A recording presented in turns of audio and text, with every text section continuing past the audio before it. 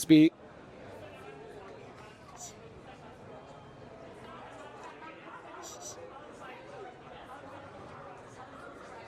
All right, everybody, we're going to go ahead and get started with this panel. How are we doing today, Prox? How are we doing?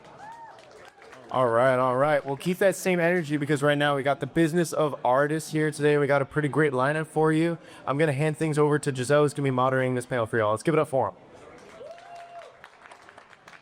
Good morning, everyone. I'm so glad to see all of your faces here. My name is Jiselle. I am a popular music student here at ASU, and I'm also a singer and songwriter myself. Here on this stage, I am joined by these amazing, incredible people. We have Eddie Blackmon, who is the VP of A&R of Business Development at ONErpm.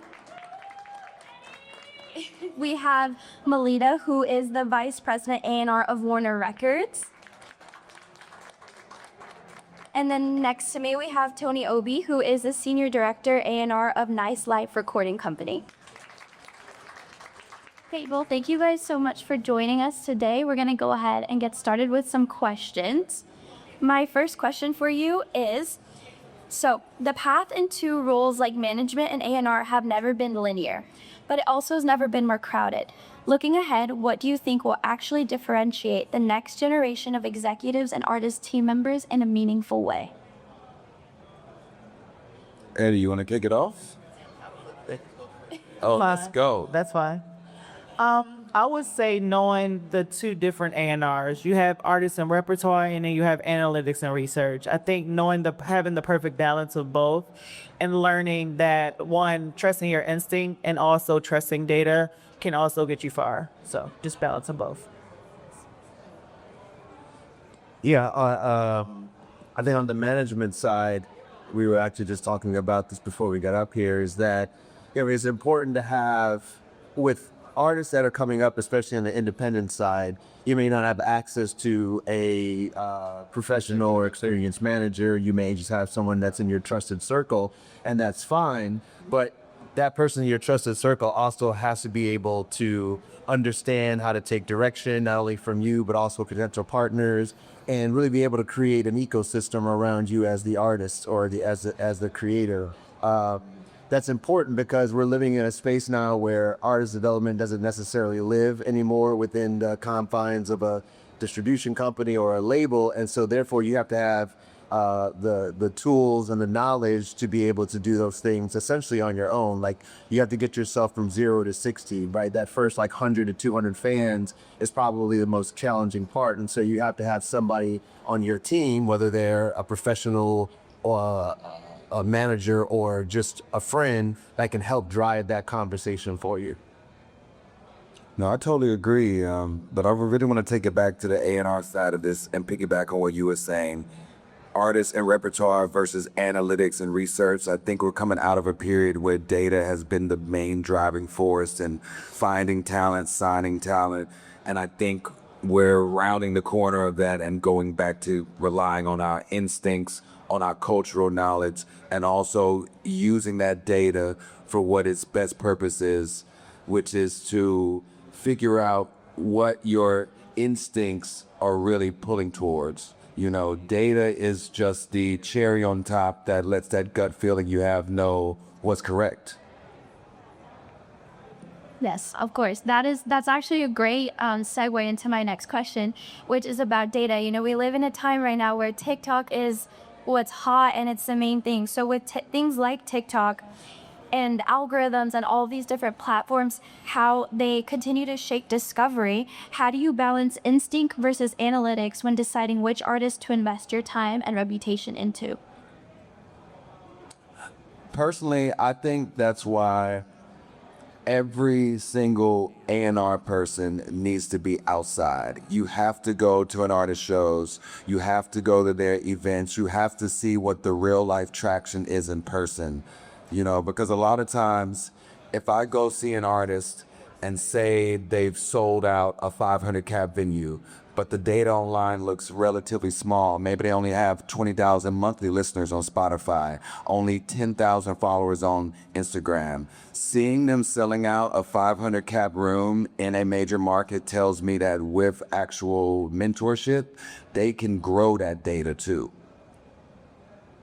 Yeah, to piggyback off of that, that's what I call conflicting data, right? Is where you have some momentum that is happening, but it's not necessarily translating to streams. So if you are selling out a venue, 200 people, but you don't have millions and millions of streams, what that's telling you is, and again, to piggyback off of what Tony was saying, is that's where your gut has to kick in and say, okay, well, the data is the flashlight, but now my gut is the compass, and I have to be able to discern like if this is real or if it's not, because there's basically, for me, there's 3 stages, right? There's no data, where it's just I see this person, they're going to be amazing artists, I need to be in business with them. There's the conflicting data, which is what we're talking about. There's millions of TikTok streams and UGCs, but there's not translating to UG that creates, but it's not translating to actual streams. And then there's the clear data of, okay, it's all working, everyone's chasing after it, let me figure out how to try to get into the dirty. So it's important for me to continue to use the data again as the kind of the window, but then understanding, okay, well, what's the direction? How do I actually take this from here to there? Yeah, that's incredible. I think now, especially a lot of artists who are independent and who don't have, a team behind them, that's one of the biggest concerns is like, people are getting discovered from TikTok and their career probably lasts like 2 seconds. So what advice would you give to those independent artists to stay relevant without a team? Or how do A&Rs now, do they look for someone who has a big following before they invest into this artist, or are you still working from the ground up? I think that goes back to our earlier point. It's both. Like, you can have your gut feeling and you can have the data. But I would say, in order to have success in this business, you do need a team. As an artist, you are a business. And a lot of people don't understand that. A lot of artists, they just want to be creators, but you are a business. You are a business entity at that point. So it's good to make sure you have management who can correspond with the label, who can correspond with your marketing person, your A&R, your attorney. Your attorney is very important in this business to make sure your deal is structured properly. So you do need a team. It just cannot be you all the time. I mean, I have to say, honestly, artists that I've worked with, typically when the partnership is coming to a close, it is usually because of the artist team and rarely because of the artists themselves. It's because the artist has chosen, management that's not competent, or management that's difficult to deal with, or they're really attached to friends or collaborators who are actually poisoning what they're trying to do. Maybe poisoning is like the wrong word or too like strong of a word, but you need to be really mindful of who you choose to be on your team. And I understand, coming from an artist perspective, how you want to really attach to the people that first show you love and really, really believe in you. But that is not enough. You need to really vet people who you want to have on your team, because it can make or break everything for you. And you're not being a great partner to a label if you're not bringing a great team alongside you. For a label, I'm not going to put a terrible product manager on you. That's the same as an artist bringing lackluster management, for lack of a better word.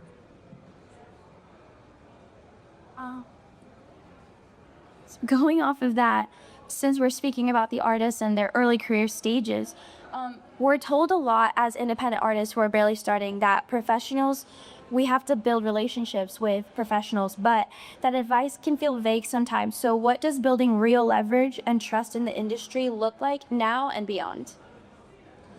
Yeah, for me, I think there's networking, and then there's the building relationship portion. And to your point, it's just always this overly used vague term, and no one really understands what it means, or everyone obviously has their interpretation of it. For me, it's, networking could be, all right, this panel is over, we're going to meet, we're going to shake hands, we're going to exchange information. And then it's like, okay, well, what do you do after that? How do you actually build a meaningful relationship? For me, I do the basic, simple things, right? Where it's just follow up, right? Because you're trying to build trust with one another. I mean, my relationships have gotten me this far in the music business. All the deals, I was just telling somebody this the other day, all the deals that I had done at my current job at ONErpm has literally been on relationships. It's not, I didn't find anybody on TikTok. I didn't find anybody on a playlist. It's literally managers calling, attorneys calling, but that's just because of years of actually building real relationships, doing right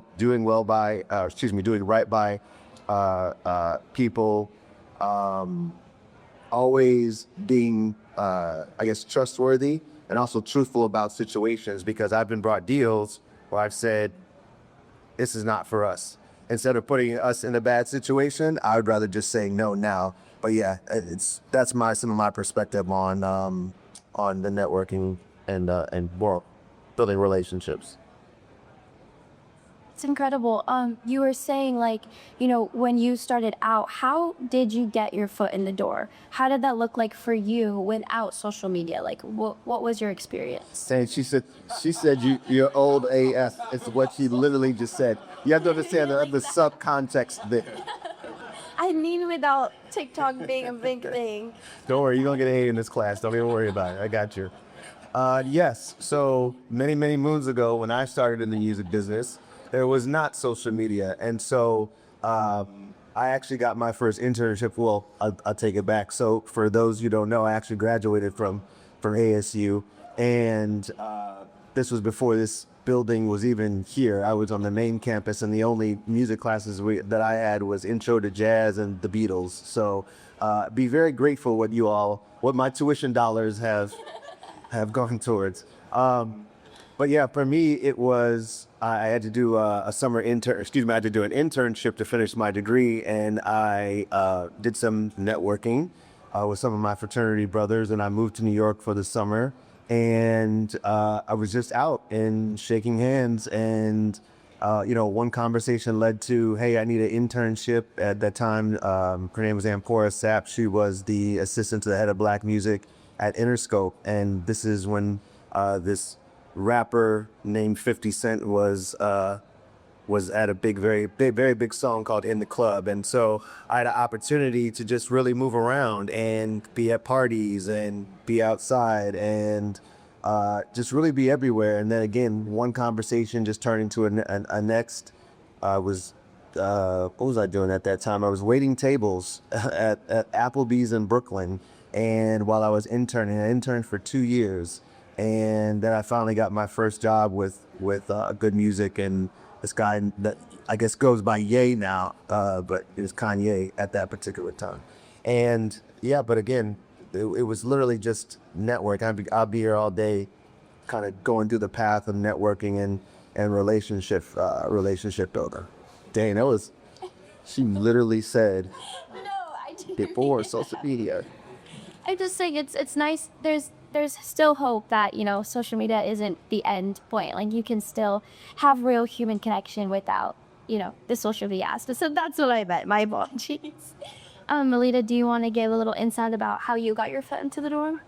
Sure. I'm actually from Baltimore, Maryland. I went to school in Atlanta, Georgia at Clark Atlanta. I went to be an FBI, so we ended up here. Same thing at Real life ops. yeah, same thing at the end of the day, you know.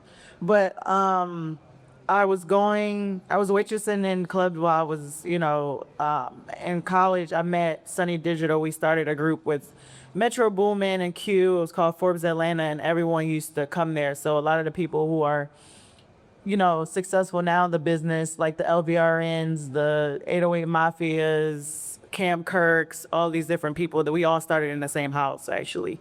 So we used to go to the different clubs. I knew all the DJs because I was a waitress. And at that time, that's how they broke records before TikTok. Going to clubs. And so we did that. And then I met P, who was starting QC at the time. And Quavo actually introduced me to P, so I helped him over there. I got OG Maco signed over there, and they ended up with their deal at Capitol. And then I worked with Rick Ross and helped him with the Self-Made 3 album and the touring and things like that. my career was all over the place. And then in the midst of that, I would just be around. So people would just ask me to do stuff, and it was about executing. So I ended up casting videos just because I was standing somewhere. They're like, do this video. So I ended up casting Fight Night for Migos, Handsome and Wealthy for Migos, Emmitt Smith for Migos, and then it became I was the casting director by mistake. So I ended up casting Love and Hip Hop Atlanta, season 5. Yeah, literally. I mean, that goes back to networking. And then I was at the studio, and then OG Parker asked me to manage him. I ended up managing 14 producers. And then a friend of mine called and asked me to, co-manage Ski Mask the Slump God with him. So I managed him. So yeah, then a couple years later, Aaron Bayshuk, or a few labels reached out, but Aaron Bayshuk was one of them. He's chairman of Warner Records, and now I've been at Warner Records for 5 years. So yeah. Yeah, so kind of just all over the place. Literally. You. But I executed on every level. So as long as you are an asset into whatever you're doing or whatever situation, and when you're walking up to people saying, hey, this is what I can do too, like, let me show you what I can do. So that way you're more, I'm not going to say necessarily like a partner, but like I said, you're more of an asset instead of a liability. Like, everybody's pouring into you if you be more equally yoked at that point. Yeah, it's great advice. I really love what you said, because so much of it is just saying yes to opportunities. Stepping up to a challenge of something that might seem brand new to you, or something that you weren't meant for, but stepping up and being like, yo, I'm gonna figure it out, which is really my whole path too. And I think that's the path of most people that work in a creative industry. Yes, 100%. Yeah, do you want to give a little bit more insight of how you got your start? Sure. I mean, I definitely have an unconventional way into the A&R business. Most of my life, I've been an artist. I've also been a DJ. I've been a talent buyer, but it all goes back to me being 15 years old, in high school, in love with music, mostly rap music and punk rock. And I jumped off the porch and emailed a band from New Jersey that I'd never met before and said, hey, I want to set up a show for you in Houston. I had maybe been to 3 or 4 shows in my life at that point, but I felt confident that I could figure it out because I had a homegirl at a school who also booked DIY shows. And I booked that first show, 5 people came, but I kept going and kept booking shows, and they kept getting bigger and bigger, started making my own music. That led to me working with independent labels, putting out my own music. That led to me starting residencies in places like Houston and LA and Mexico City, where I'd book other talent. And that led to me being an A&R at Nice Life, which is founded by a creative, Ricky Reed, who I first met 13 years ago when he was in a band and we were both playing the same festival. So, I really attribute everything I've done in music to being a music obsessive. I'm a fan first, I'm an artist first, I'm a businessman second, but through artistry, I've been able to understand business. Yeah, that's incredible. So it seems like the three of you, when you were getting your foot into the door, it was kind of like, even if there wasn't an opportunity for you, you created it yourself. Would you agree with that?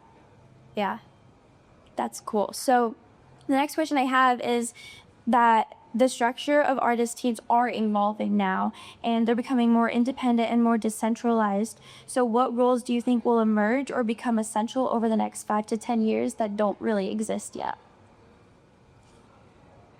Good question.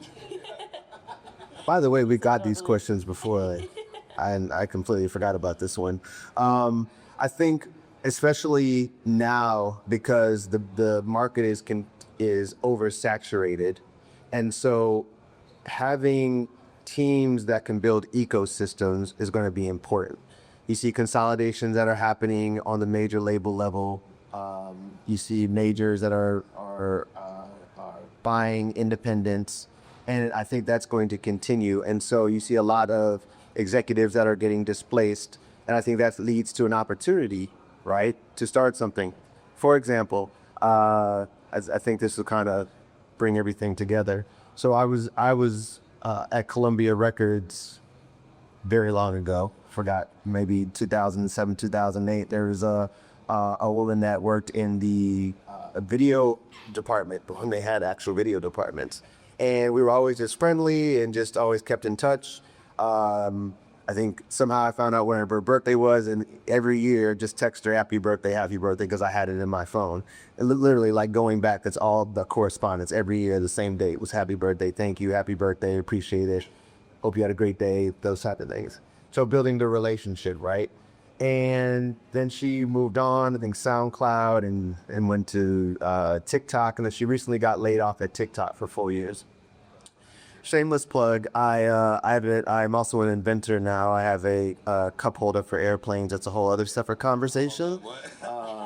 Somebody said that's like a rubber band idea. But I needed somebody to kind of walk me through setting up TikTok shop. Well, I mean, I set it up, but just like really understanding until I reached out to her, and coincidentally, she just started an agency for TikTok, and she was like, I can run this whole thing for you. Here's the economics of it. And I said, great, I need the friend's price. And she said, no problem. She said, no problem, because we have 15, almost 20 years of knowing each other and just always being friendly. We've never done business. We've always been cordial with one another. And I know I got way off the topic comes to the question, I'm sorry. But the point is that, she identified a opportunity to build something, right? And so where she's at this stage in her career where it's, okay, now I'm independent. There isn't any really other opportunities. I've been through the major label system. I've been through some of the distributors, been obviously at TikTok now. And so let me build out this agency. And I think that's the key is, so when we look at the next 5 to 10 years is going to be entrepreneurship. What are the things that you're building outside of the traditional structure? Because the traditional structure is not going to exist in the way that we know it has been. And so I think that's the important thing is like there's this multi-hyphenate that we're using now. It's like what verticals can you continue to build out? Yes, music can be the entry point. If you're a artist or if you're a producer or you're a songwriter, yes, that's the entry point, but what else can you do, especially on the artist side? If you love cooking, if you love whatever it is, figure out how to monetize those different verticals, because trying to make money off of solely music is not going to be it in the next 5 to 10 years. Yeah, that's important. I actually love that. I kind of have a rule. Artists should always have 6 streams of revenue, and that can be based on their interests. It could be one could be their records, one could be their pub, one could be their touring, one could be their cooking business, one could be a clothing line. And it's okay to have those come and go, and maybe some work and some don't, know when to end things, but always be open to expanding your projects. Yeah, that's important. So you have to be an artist and an entrepreneur is what I'm hearing all at once, which is crazy. So Malita, just a little bit more into your story. You work for Warner, and when artists are approaching you, or when you're looking at an artist, what's the biggest do's and don'ts? Like what stands out, and then what kind of just makes you stray away from like, I don't want to work with them? Their team, their work ethic, their passion. If they're coachable, a lot of artists aren't coachable. That can be challenging, especially when, dealing with the building. Whether or not they're leaning on their platforms, like if they're going to post, I know a lot of artists like, I'm so tired of posting. Like I'm not a TikTok artist, or I'm not a social media artist, but it does help. It's another marketing tool. Even their persona, like, are they charismatic? Are they fun to be around? Are they likable? Like all of those things definitely matter. The don'ts, I don't know, because some artists come with the bad, but it ends up, it kind of plays out in the end. So it just depends on the artist, for sure. Yeah. Tony, how do you decipher which artists you want to work with?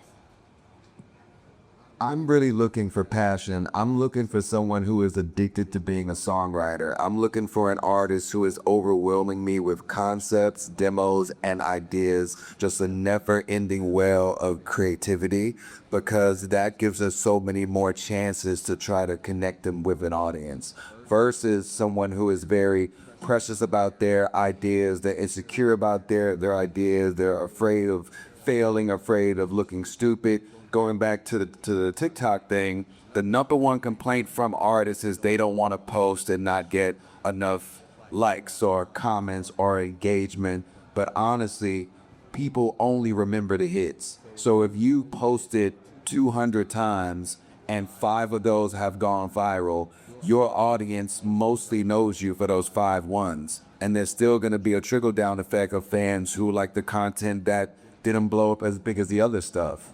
I'm just looking for people who are deeply passionate, who would be doing this with or without me or any of us in this room or in this building. Yeah, that's good. Eddie? Well, the line of work that I'm in terms of distribution versus like Malita at Warner is we're about volume. And you're not, the reality is that I'm not going to be passionate about everything. I can't be passionate about everything. But that doesn't mean that it doesn't make good business sense, because there's the balance between art and there's the balance between commerce. And sometimes we lean a little too heavily into the commerce and not the art, because the reality is that we don't really know what's going to work anymore. Like the labels, the distribution companies, we don't pull the levers anymore. There's no, oh, we're gonna take this to radio and we're gonna, pay $100,000 to get you to top 10. There's not, oh, we're gonna go make sure this is on BET 106 in Park or MTV TRL. Those things don't exist anymore. It's, radio has been taken over, or excuse me, not taken over, it's been eliminated. And then you have YouTube, right? So everything now is out of our control. And so when I look at working with an artist, I would check all the boxes that Malita said, but also I'm looking at it from the perspective of, do I think that our team can help service this in a meaningful way, right? Because I don't want to put someone in a position where I'm doing a deal just for the sake of doing the deal, right? Tell you a quick story. So I was having a conversation with a friend who works at another distribution company, and they were interviewing for a head of an A&R position. They just hired somebody. And when she told me who this person was, I had to go look him up. I'm like, I've never heard of this person before. This person has never been an A or an R, has never even worked at a major record company, has never worked at a distribution company. His resume is TikTok. His resume is Spotify. And I think there was some other random things in there. So not casting aspersions on this gentleman, but that tells you the framework of where we're going now, right? Some companies, like your traditional labels, your Warners, your et cetera, are obviously still looking for the pure talent of artists that they can figure out how to build real careers, where other companies are just looking at it from a strict data, KPI, ROI standpoint. And so, even going back into the earlier question of where we're going to be in 5 or 10 years, again, that's very insightful information. Don't let that go over your head, that a distribution company is hiring a head of A&R that's actually never done A&R. So I think it's, for you. How many artists are in here? Don't be shy. Okay, so I would take heed to that is make sure that you are setting up your own ecosystem, you and your team, right? You have to build the leverage, and then you have to go out and find a partner that you feel is going to align with what your vision is, whether it's a traditional major label or an independent music company or anywhere in between. I think that's very important for you all to realize and understand. Yeah, and going off of that, since we do have a lot of artists in the room, for those who are breaking into management, so for those who want to go into your positions, what's something the industry is going to demand from them in the future that they didn't demand now or back then? As far as management, like someone wants to do it. You're basically going to be the label at that point. So I would just learn I will learn the structures of the label in order to have those conversations, because if your artist were to sign a distro company, you will be doing everything that an A&R does at that point. Yeah, for me, it's would be continuing to educate yourself on all of the resources that you have. It's funny, Troy Carter, who is very well known in our industry, just launched an app called Co-Managers, and I have not done enough digging in it to effectively articulate what exactly it does, but the caption was basically, AI can't replace your art, but they can replace your manager. So I was like, oh shit, because yeah, it's called co-managers. That was the caption.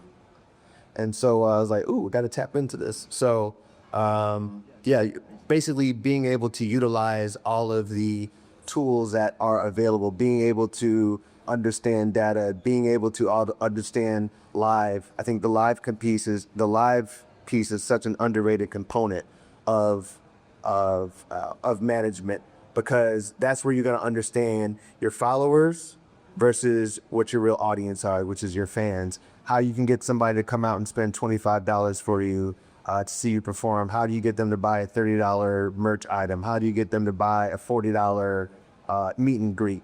And how do you continue to build off of those? I know there's an artist right now who I've known for quite some time. I actually tried to sign him and missed out, but his name is Isaiah Huron, and he's an amazing up-and-coming R&B artist.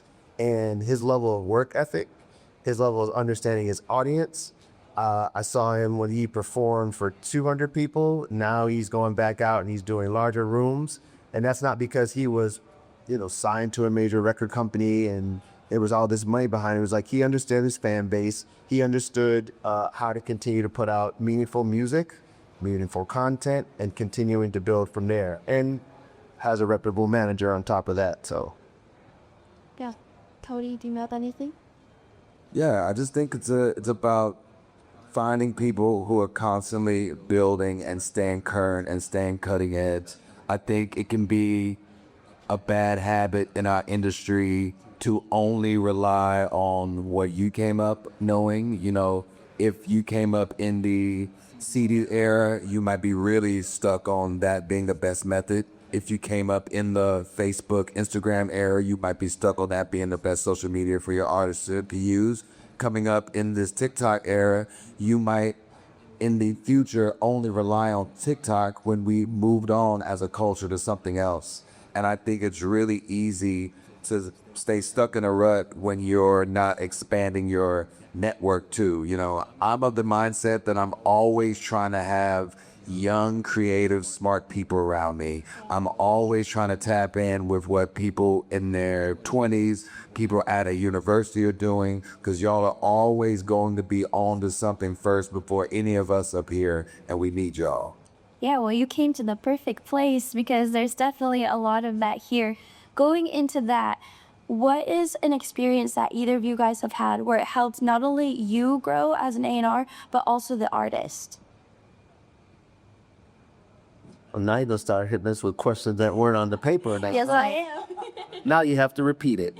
Okay, so the question was, what is an experience that helped not only you as an A&R grow, but the artist as well? It's like, what did you go through with your artist where you really learned something valuable that's helped you even now in your career? I've gone through a situation with an artist who had bad luck with management. He constantly had managers not working out, and he was someone who was signed very early and of the mindset that because of his talent, everything else should be given to him. And he had to learn the hard way that when he's between managers, he's got to go back to those DIY roots of making things happen, staying active, staying current. Because if you're an artist and you're in between management or looking for a label, being stagnant is not the way to attract the team to you. To really form a team and find great partners, you need to stay active, even if you are just playing to 100 people, couple hundred people, 20 people, but you're constantly dropping music, doing shows, doing the things that show me that you really care and you're really about this with or without me. Yeah, that's good. So I was managing an artist some years ago, and this is when I was younger and I was a little bit more strongly opinionated, and we were just trying to decide which single to put out. And I felt strongly about one, he felt strongly about another, and the labels felt strongly about a different one. And so I basically got the label to align with what I was thinking, and we essentially kind of bullied the artist into releasing that single, and it didn't work. And so then it became, well, you told me to do this, and because I listened to you, I'm not having success now. And so that started to fracture our relationship a bit. And I was like, at that moment, we continue to still work together for actually many more years. But what I learned at that moment was, this is the artist. It should be about their vision, not about what I think that is going to be successful, because they're going to be the artist that's on the stage singing it. They're going to be the artist that's talking about it in interviews. They're the artist that has to stand by the success or the failure of it. And I don't want the failure to be because I said something that swayed the artist in a different direction than what the artist was listening to their gut telling them to do. So I take that even now into what I do now with artists that I do deals with at ONErpm, where it's like, okay, you have the creative freedom. This is your vision. What do you want to do? Always let them have the first run at it. If it works, great. We all look smart. If it doesn't work, then we got to have a conversation. And it's like, okay, I let you do it your way, but let's look at this from a different perspective at this point. And always leave. And the other thing that I learned is always let them make the decision. Always give them the information. So even when we're talking about management, being open and honest with your artists is so important, because a lot of times it's, they hear oh yes, this is great. This is the greatest record I've heard. And like, no, it's not. But I always say, here's all the information from my perspective. I want to give it to you so you can make an informed decision. That's like my punchline. And no one could ever say, well, you didn't tell me. I was like, I did tell you. So, the honesty piece of it is important. And then also letting the artist control their creative direction. Malita, Zodos, give me a see how. Same thing. Yeah, so kind of just being honest with the artist in a sense of like, I'm kind of helping you, but at the end of the day, you make the decisions. Yeah, you have to build that trust. Yeah, 100%. That's when I tell a quick story. And there's got to be somebody here's going to laugh. Yeah, go. So many years ago, I'm from Chicago, and I went back home and I met this young producer who was making beats in his mama's basement. And he asked me how his beats were, and I was like, they're whack. But I believed in him, and again, we built a relationship and are still very close and friends to this day. And he's gone on to be a Grammy nominated, multi-Grammy nominated producer. Him and his partners, the Interns. So shout out to Tuo and Coast. But I kept it honest with him. Did I not? Okay. Awesome. Yeah. Tuo is one of our professors here, and then Cosign is joining us this week too. So make sure if you guys see them, you say hi. But going off of that, like when it comes to telling artists the hard truth, what's the best advice you can give to people in terms of accepting like the hard truth? How can artists take the hard truth? Yes, yeah. Be open to criticism. I mean, no one's perfect. You're not infallible, and it's these. First of all, if you have a manager or an A&R trying to give you a criticism on your work, it's for your benefit. And let's be honest, it is the music that's going to grow you. It's lyric and melody that's going to grow your work. So you need to be open-minded to it and just get out of your head. You know what I mean? There's like nothing more to say than that. Yeah. You would. Yeah, but going back to what Malita said, like you have to be coachable and willing to work. And you just have to have that trust. You can't just walk in and say, hey, this is whack, We built over time, so they trust what you say. They trust your instincts. And also, if you're the one that's giving the criticism, then give an alternative, give a solution. Don't just go and say this is whack, and you can't, advise on a producer to use, or another songwriter to use, or another studio to use. Yeah, and going backwards to like, we talked a lot about how can artists make the connection, but as A&Rs, when you are finding this artist, how do you kickstart the relationship on your side in terms of giving them your trust? Or getting them to trust you in your so yeah. I think it all starts with fellowship. So I want the conversation to, of course, it starts because, hey, I'm a fan of your music. I like what you're doing. I think what you're doing could actually be a business. But I want to get to know you on a personal level too. I want to know who your favorite artists are, what motivates you, what are things that are important for you to speak about in your art, like really getting down to a personal level and having an understanding and not just being this like figure who is just here to handle the business in your life only. Right. So it's just about being yourself, basically, and yeah, that's really good. Yeah, I mean, with a lot of the artists I've signed, like Uno No Mercy is my thing. So they all end up playing Uno No Mercy with me for hours. Like hours. And I'm like, all right, clearly I got the deal, right? But it works every time, I swear. There you go. We're gonna have to start carrying cards in our pockets now so we can start to play with people. For me, because of again, it's about value, and I look at it as speed dating, right? So I have 30 to 60 minutes. Well, let me take a step back. So again, normally an artist is brought to me because of a relationship, right? And so I already have kind of a leg up in the conversation because I'm not pursuing them, they're coming to me, right? And so now it's getting on the phone, which is really a Zoom, a GChat, FaceTime, whatever. And I've got 30 to 60 minutes to basically reinforce what has already been told to them by whoever I have the relationship with.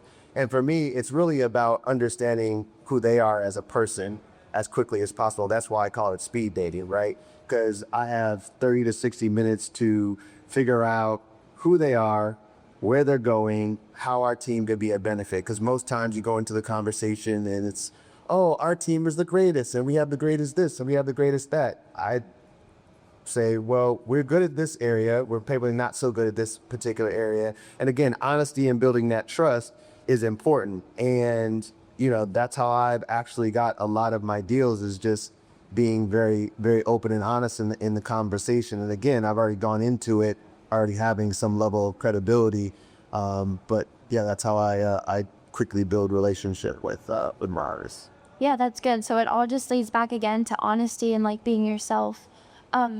Since we are on the topic of you signing artists, what is one of your favorite success stories of signing an artist? Well, the process or? Yeah, I would say like if there was any challenges where you experienced, but at the end it was like a good outcome. Or maybe an underdog story. I recently signed an artist named M.A. in a JV with us in Atlantic. And this was someone that I've been chasing for 3 years now.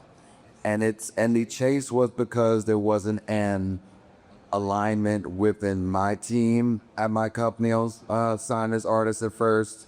The artist was in a deal with a distro person, but me and the manager really clicked, and we kept in touch the whole time, and we knew that there would come a moment where we could finally work together and make this happen.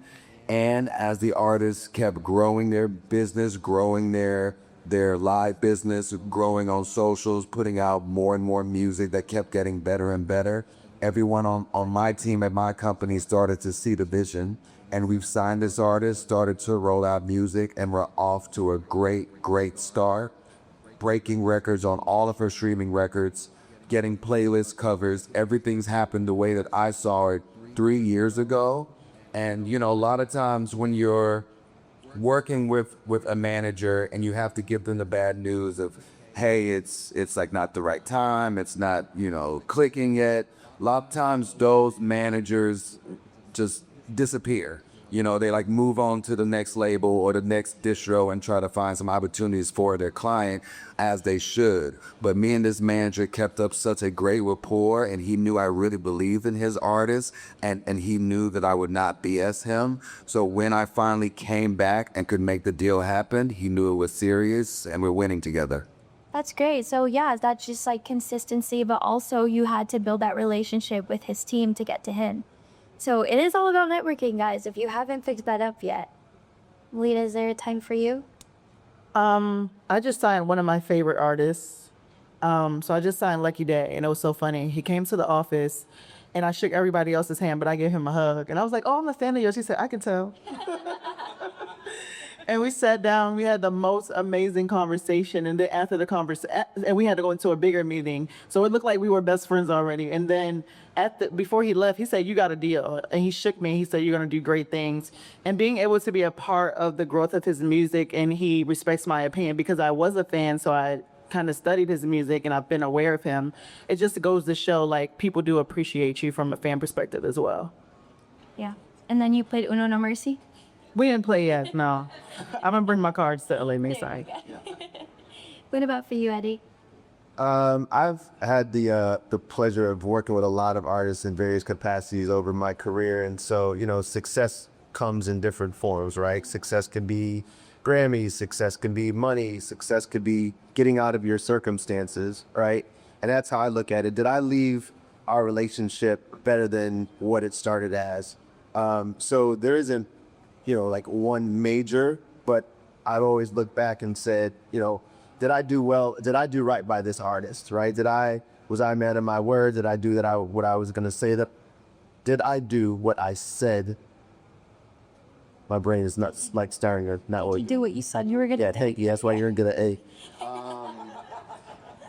Because it's important. I get actually perfect example. So back in 2019, I was in Montreal and I was at a random ski resort in a pub, and I heard this song come on the speakers, and I was like, "Oh my God, who is that? This is such an incredible voice!" And I Shazammed it, and this artist name came up. The artist name was Lucala, and I was like, "I'm obsessed with this song. I have to find her." And so I found her. She's an artist from Toronto. And she had just put out a few songs. There was a lyric in the song. Of course, I can't think of it right now. But we got connected.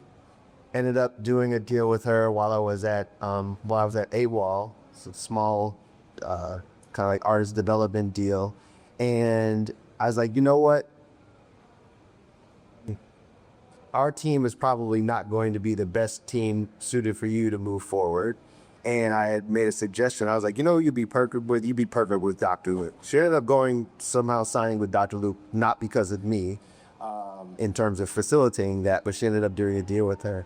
And she's gone on, and I remember specifically, we would always have conversations. She was like, I want to get to, 50,000 monthly listeners. And, she would always call me and be like, oh, I'm not at 50,000. How do I get to 50,000? Like, who cares about that right now? We're building.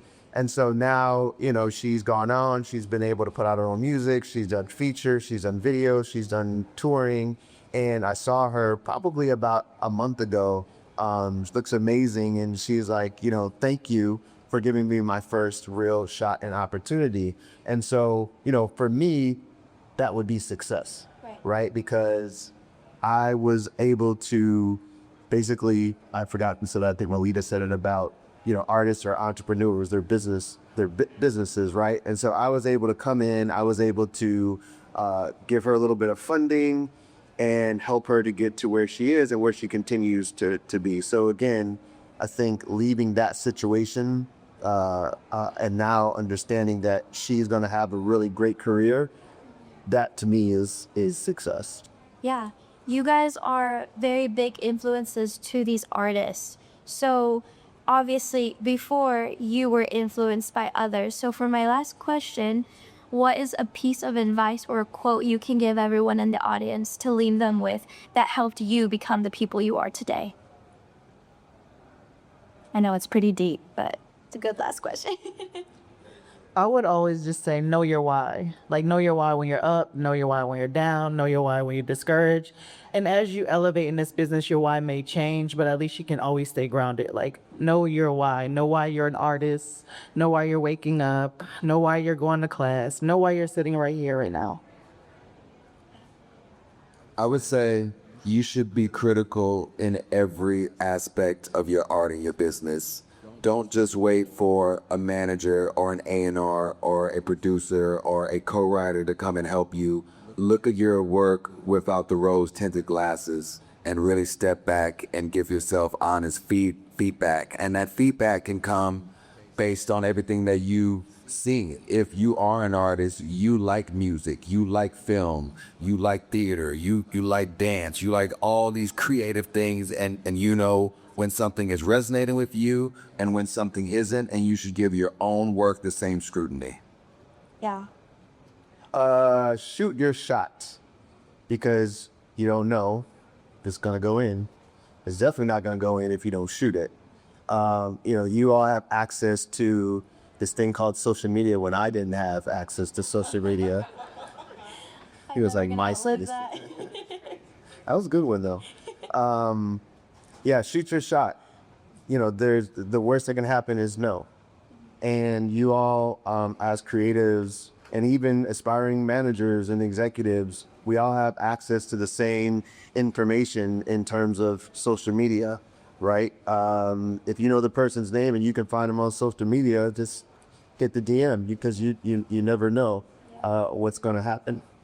Yeah, and adding on to that, like, as you guys are in these rooms networking, it's important to treat everybody like there's somebody, because you don't know who you're going to be in the room with or who they're going to be in the next 5 to 10 years. So thank you guys so much for joining us, and we really appreciate you letting us pick our brains. Let's give it a round of applause. Yeah, thank you. Wow, is there any questions in the crowd? We have about 10 minutes. Okay, here. Let's see. One question I had for all three of you guys: how important is it for you to travel outside of your hometown city to create these networks, really? Because based on my experience, I have plenty of people that I've been able to connect with, but it's hard to keep that relationship, not just over social media, but having to go to their city like LA or New York or Atlanta or whatnot. I was gonna say, for me, it's actually not important, right? I actually don't like leaving my house anymore. I think I've traveled so much. I have artists that I've done deals with that I've never met in life. Yeah, probably the majority of artists that I have done deals with in the last few years, I've actually never met in life. Now, if I'm in their city, I'm definitely going to reach out and say, hey, I'm in the city, let's connect. And this could be, after months after our project and our deal is over. But yeah, for me at this point, I know they can both attest. It's like when you're coming up in the music business, you feel like you have to be everywhere. Right? Oh, I got to be at the Grammys. I got to be at BET weekend. I got to be here. I got to be there. Nope, I'm at home. I totally feel that, but just to go back to what you mentioned about how you're on social media, you're speaking to people, you're already forming these relationships with people. I would say it's always great to put some FaceTime in with people you've already built a rapport with. Most of the time when I'm trying to sign an artist, we're mostly speaking over Zoom and over DMs and over text and over emails for maybe at least a month or two till we actually have a face-to-face. But I wouldn't just go to a person's city and just try to find random artists. I would go with a purpose of, hey, we've already linked. Let's meet in person to make this go even deeper.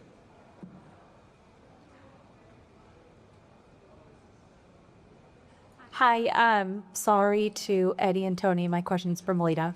Woman to woman, what advice do you have as a woman in the industry? It's intimidating sometimes going into a room full of... Who's intimidated?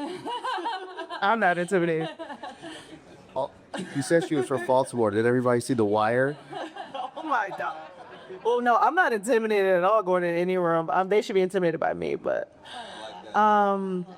And they usually are. I just think you should be confident. I think now, no offense to these guys up here, but women are more valuable than ever. It used to always be like the one woman in each group. Now it's like all women and maybe a few guys. We do the work, we show up, we are nurturers, so we naturally nurture, the artists. They think we're their mom, their girlfriend, their therapist, all the things. So it kind of works, and we know how to have those heavy conversations. Do you lean into that? I do, but sometimes it backfires on me. It does, because, in the beginning of when I went to Warner, I had about 3 artists, and now I had 10. So I can't cater to everyone the same. So one of my artists was like, "Where have you been?" Da da da. I mean, I'm just like, "Hey, is that all your stuff delivered though?" Right? But you can't be everything to everybody. And I also have a child as well. So it's just balancing all of it all at once. So and making sure I'm good too. But I don't look at it. I don't think you should walk in any room intimidated. I don't think, and even if you are intimidating other people, that's not your fault. So make sure you just come in, smile, be pleasant, but don't be a pushover either. Awesome. Thank you. No problem.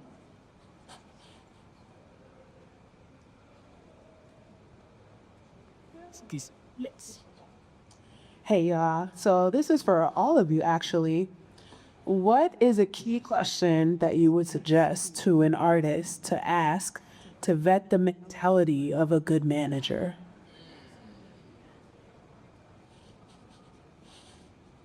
The first question is, do they have any experience? Is this their first rodeo or not? Because a first-time manager with their first-time act, if you're really, really trying to get it popping, it might be difficult. I think it takes all of us a few years of experience to really get to a place where we can be good partners with a label and with an artist. I disagree because I was once a first-time manager, and I would say as long as your manager is willing to do the work and build the relationships, it could work. Like if you have a lawyer, or you can make suggestions, right? Like I used to ask my client's attorney all the questions in the world. I will go ask my friends all the questions in the world. Anybody who I admired or did the same thing I wanted to do, I would ask them all the questions in order to build those relationships to develop my acts.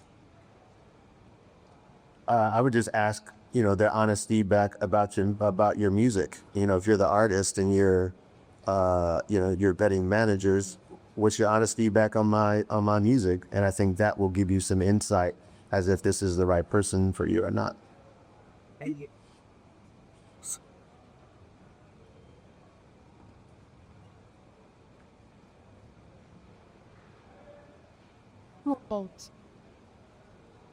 Hi.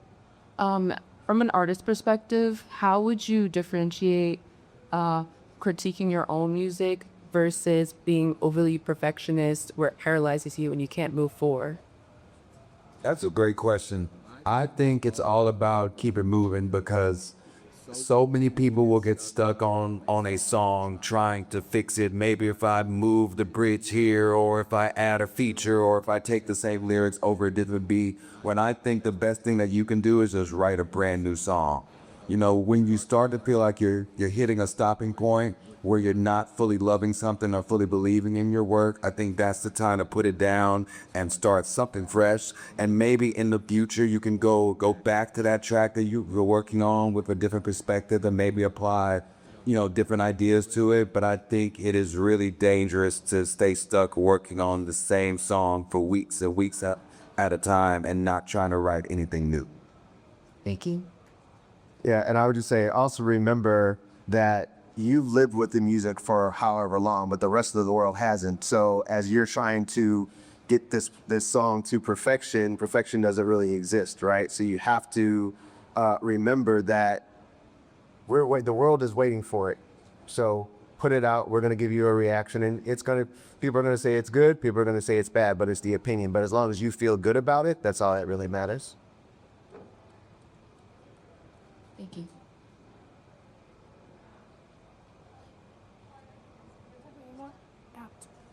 Hello.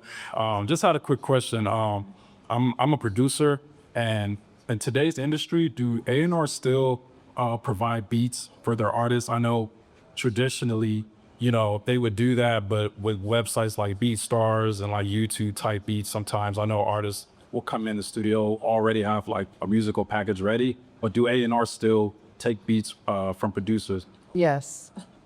Oh, God, yeah. Always looking for talent. Always. Appreciate it.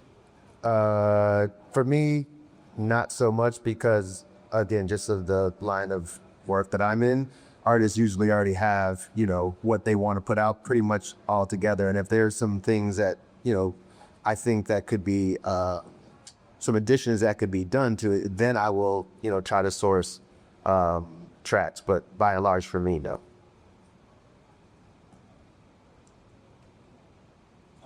Take my. Thank you. Well, that is the end of our time. So thank you guys so much for having this conversation with us. And thank all of you for coming to listen. Please enjoy the rest of your time at Prox, and let's give it a round of applause.